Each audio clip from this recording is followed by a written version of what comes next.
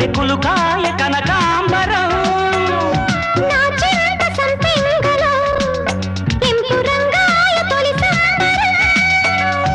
ఎన్ని పొంగులో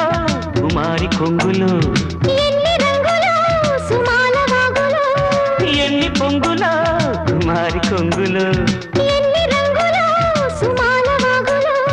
ఉద్యోగమిప్పించవా సోకు ఉద్యానవనమాలిగా